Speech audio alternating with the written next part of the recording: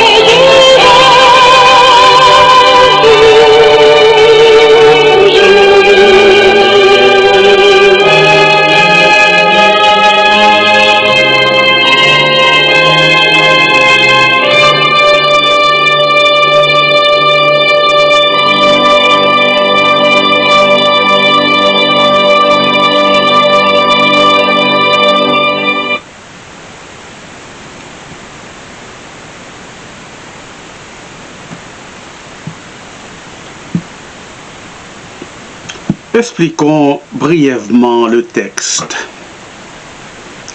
Jéricho, localité importante dans la vallée du Jourdain, à l'ouest du Jourdain, à peu près de 27 km de Jérusalem et 8 km de la mer Morte. Jéricho, ville tropicale où il fait souvent chaud. La Bible nous dit que Bartimée était assis au bord du chemin. Qui était Bartimée? Le préfixe bar en hébreu signifie fils. Bartimée, terme fils de Timée, en phase mis sur son père, en d'autres termes, personnage important malgré son infirmité. Ses limitations, personnage hautement apprécié, estimé, honoré, bien qu'aveugle, mendiant. D'autre part, s'il met bar devant Timée, il est possible qu'il était fils unique ou premier né de Timée, celui qui devait prendre la relève. Nous pouvons à bride abattue confirmer que Bartimée n'était pas né aveugle. Il est devenu aveugle. À quel âge? Nous ne savons pas. Qu'est-ce qui peut causer la perte de vue, surtout dans les endroits tropicaux, comme Jéricho? Cas de sévère de conjonctivité, rayons solaires convergés, glaucome, cataracte, strabisme et j'en passe. Ces maladies étaient très fréquentes en Israël à l'époque de Jésus. Voilà pourquoi dans le Nouveau Testament on rencontre beaucoup de cas de cécité, d'aveuglement. Ces maladies frappent souvent aux environs de l'âge 35 à 40 ans. Quand la vie ne peut plus être vécue normalement, quand la vie d'un homme est entravée par quelque chose à l'âge de 30 ans, à l'âge de 40 ans, peut-être par des maux naturels, peut-être par des choses illicites et occultes, peut-être à cause du choix de mauvaises habitudes et mœurs. Quoi qu'il en soit, sa vie était gâchée à fleur de l'âge. Illustrons un peu sur cécité maléfique. C'était un jeune homme très brillant, a fait toutes ses études secondaires, lauréat de sa promotion. Ses parents étaient très féticheux. Pourtant, après 2 ans à l'université, ses parents de lui dire de laisser l'université immédiatement pour retourner à la campagne pour devenir rougan. Le diable lui a réclamé, et s'il n'obéissait pas, il sera frappé d'aveuglement. Ce jeune homme était obligé de laisser l'université, laisser ses amis prestigieux pour retourner sous un ajoupa, dans une grotte, sous une péristyle comme rougan. Sa vie était gâchée à l'âge de 23 ans.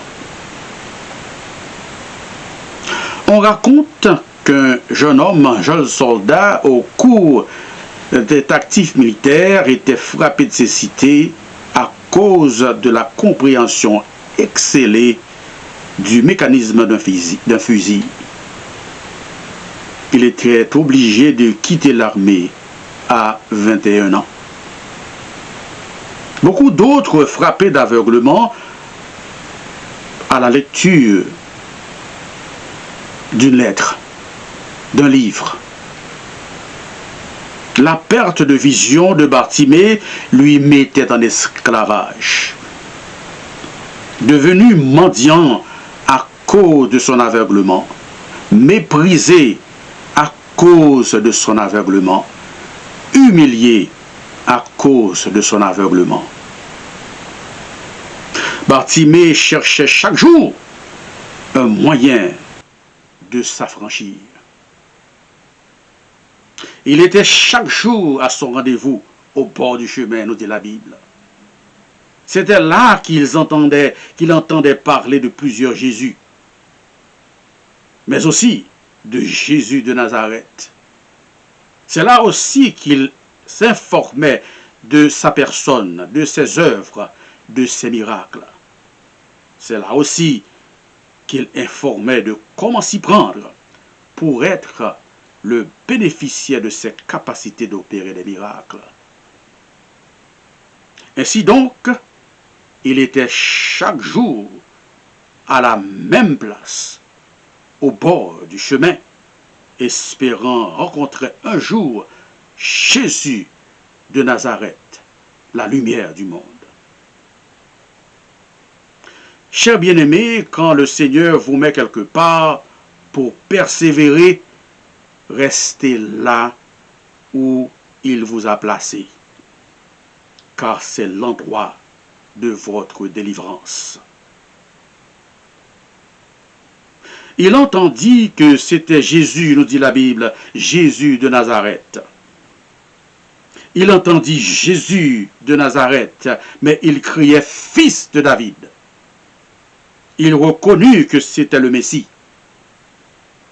Bartimée, bien qu'aveugle, était bien informé.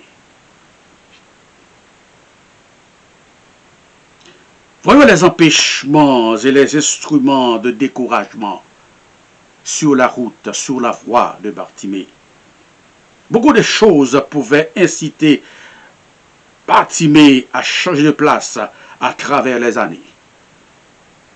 Même à la dernière minute, il y avait les disciples, la foule, son manteau, son aveuglement, son apparence qui pouvaient lui décourager et lui servir d'entrave. Parlons un peu du manteau de Bartimée.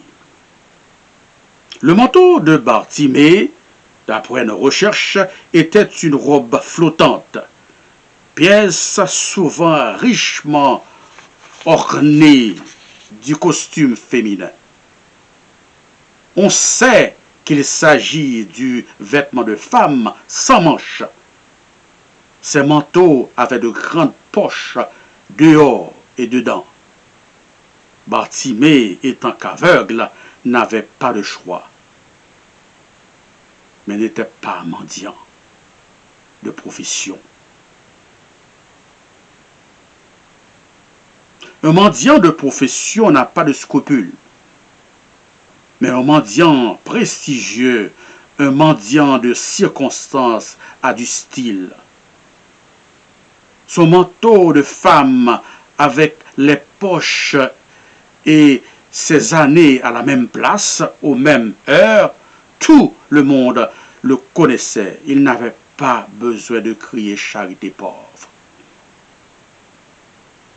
D'après certains commentateurs, Jésus passait par là vers les 4 à 5 heures d'après-midi. Les gens de Jéricho étaient cultivateurs, bergers, marchands, etc. Tout au cours de la journée, Bartimée a recueilli de la figue banane, des patates, des mangues, des piments, de l'âme véritable, du riz, des pois et d'huile. Vers les 4 heures de l'après-midi, le manteau était devenu trop lourd. Le manteau aussi était symbole de bien matériel et il devait se débarrasser pour être béni. Finalement, devant Jésus, il était confronté d'une simple question. Que veux-tu que je te fasse? Et la réponse de Bartimée était très précise, que je recouvre la vue. Pas d'histoire, pas de chantage. Il y a 10 ans, il y a 25 ans, mon père était ceci ou cela. C'était en décembre, j'étais sur une bourrique. Simplement répondu que je recouvre la vue. Bartimée n'avait pas la vue physique, mais il avait des yeux spirituels, de bon sens spirituel, des raisonnements spirituels. Chers frères et sœurs, il est 5 heures de l'après-midi de votre vie. Il est presque soir et Jésus est en train de passer. Qu'est-ce qui vous empêche de crier, de jeter votre manteau? Les choses matérielles, votre manteau de vanité pour sortir de votre aveuglement spirituel et commencer à le suivre et à vivre. Quelle est votre foule? Quel est votre manteau? L'éducation, les diplômes, l'argent, les femmes, les hommes? Chers frères et sœurs, il est l'heure de suivre l'exemple de Bartimée, d'abandonner tout pour trouver et suivre Jésus. Car dès qu'on trouve Jésus, on trouve la lumière du monde et on ne marchera plus dans les ténèbres.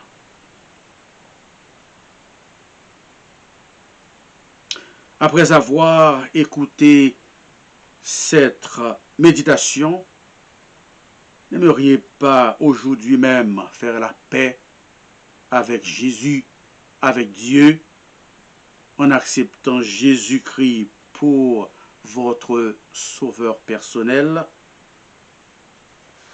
Si oui, répétez après moi. Seigneur Jésus, je reconnais que je suis un pécheur et je demande ton pardon. Je crois que tu es mort pour mes péchés et que tu es ressuscité.